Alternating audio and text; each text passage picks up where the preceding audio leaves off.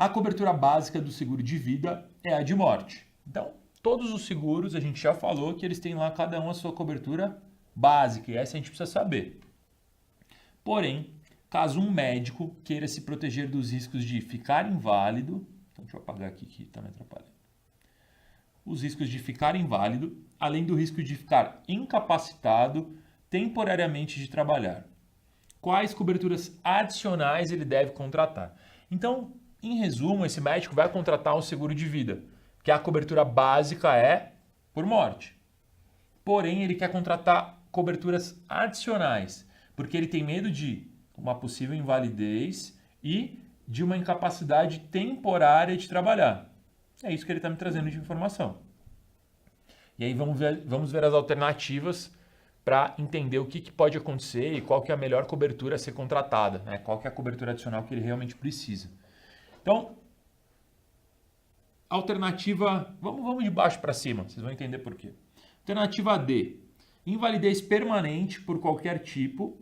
Então, quando fala invalidez permanente por qualquer tipo, é que pode ser uma invalidez por acidente ou uma invalidez funcional, que a pessoa teve um problema de saúde e ficou inválido, tá? Então, se ele vai contratar invalidez, o ideal é que ele contrate as duas. E cobertura por doenças graves. Aqui, o que ele falou? Que ele quer contratar lá a de incapacidade temporária de trabalhar e não uma cobertura por doenças graves. Qual que é a diferença? A cobertura por doenças graves, vamos continuar. Então, ele contratou lá uma cobertura por doenças graves de R$200 mil. Se ele teve uma doença vista como doença grave lá pela lista da ANS, ele recebe esse valor. E o que ele quer não é isso, ele quer incapacitado temporariamente de trabalhar. Se ele ficar doente, por exemplo, como ele é um médico, ele presta serviço, né? O mais comum da profissão, e aí por isso que ele quer contratar essa cobertura, é que ele não tenha um vínculo de trabalho. Logo, se ele deixar de trabalhar, ele deixa de receber.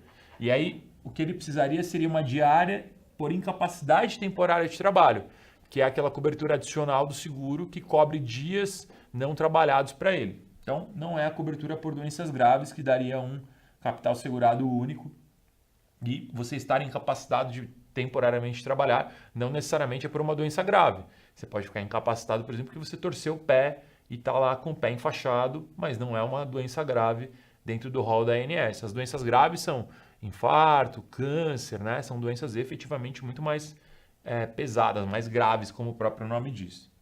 Alternativa C, invalidez funcional e invalidez por acidente.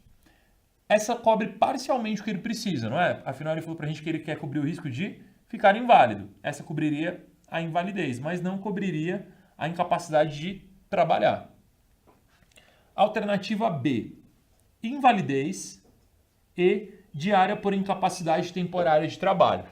Então aqui ele vai cobrir a invalidez e a diária por incapacidade temporária de trabalho. E essa é a alternativa correta. Por quê? Quando eu falo invalidez, eu não estou falando que tipo de invalidez. Logo, vai abranger invalidez funcional, aquela por doença, ou invalidez por acidente. Tá? Então, se ele especificar, aí ele está sendo mais detalhado ali na informação. Mas aqui não, ele foi mais abrangente, ele foi simplesmente uma cobertura por invalidez. A alternativa A, por que ela está errada? Porque ela fala para a gente, só invalidez por acidente. E aí, se ele ficar inválido por um problema de saúde, eu não consegui mitigar o risco, que era o que ele tinha pedido para mim, na sua totalidade. Então, pergunta 3, alternativa B de bola. Beleza?